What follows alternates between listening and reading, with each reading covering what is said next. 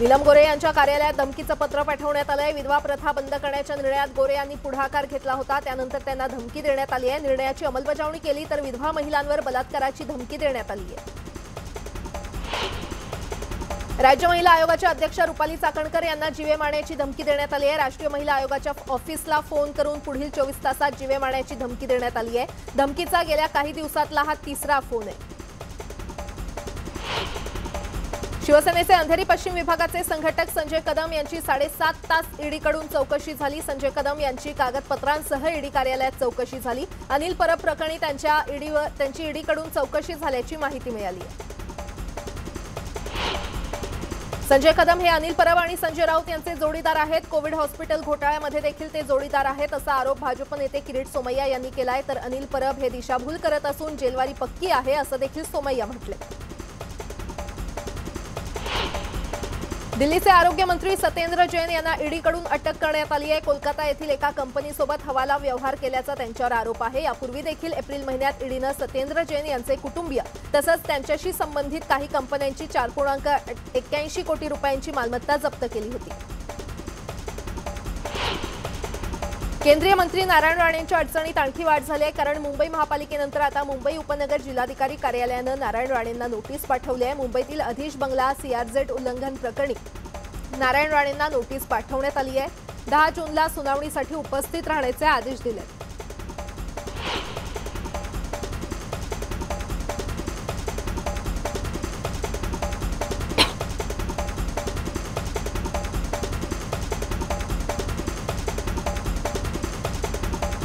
राणा दाम्पत्याच्या मुंबईतील खार इमारतीच्या अनधिकृत बांधकामांची पालिकेनं 2.5 तास तपासणी केली। मुंबई पालिकेनं सोसायटीतील अनेक फ्लॅट मालकांना नोटीस पाठवली आहे। बहुतांश फ्लॅट मालकांनी नियमांचं उल्लंघन करून घराचं बांधकाम केल्याचं पालिकेच्या तपासणीमध्ये पुढे आलं।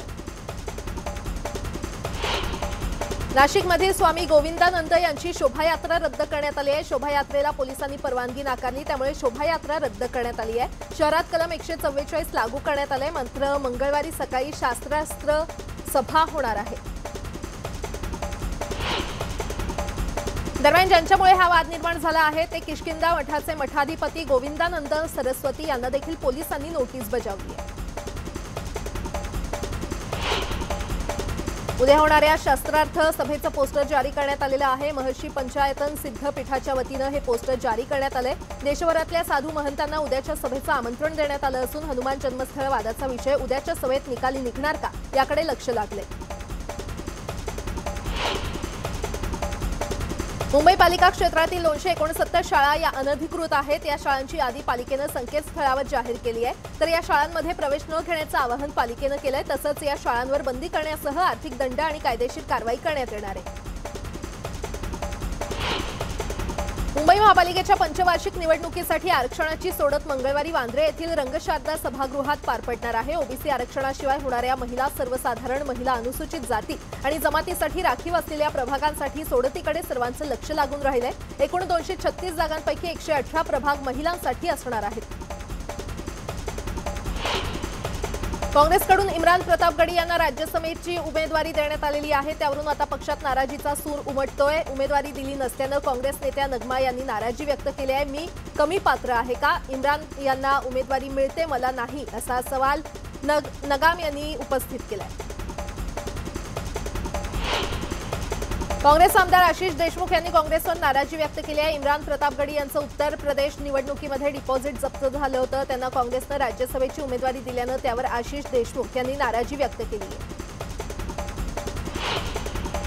प्रतापगडींच्या उमेदवारीवरून पक्षात नाराजी असल्याची कबुली काँग्रेस प्रदेशाध्यक्ष नाना पटोले यांनी दिली आहे। तर राज्यात सध्या काँग्रेसच्या चुका दाखवण्याची प्रथा सुरू झाली आहे। भाजपनं अपयश लपवण्यासाठी काँग्रेसवर आरोप केले जात असल्याचं पटोलेंनी म्हटलंय।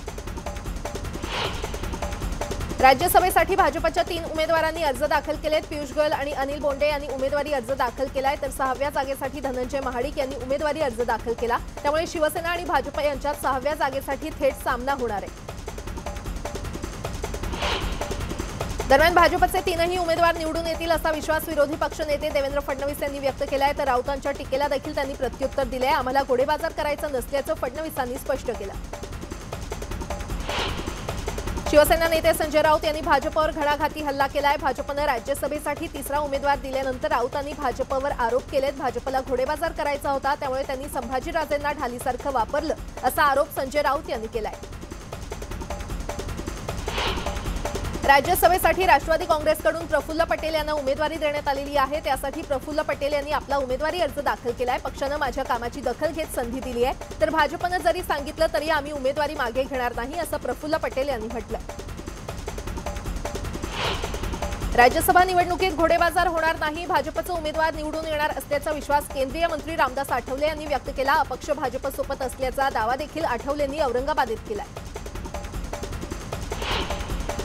राज्यात 3 पक्षांचं सरकार उत्तम सुरू असल्याचं काँग्रेस नेते पृथ्वीराज चव्हाण म्हटलेत। भाजपला रोखण्यासाठी समविचारी पक्षांनी एकत्र येण्याची गरज चव्हाण यांनी बोलून दाखवली। केंद्र सरकारकडून तपास यंत्रणांचा गैरवापर होत असल्याचा आरोप देखील नागपुरात चव्हाण यांनी बोलून दाखवला।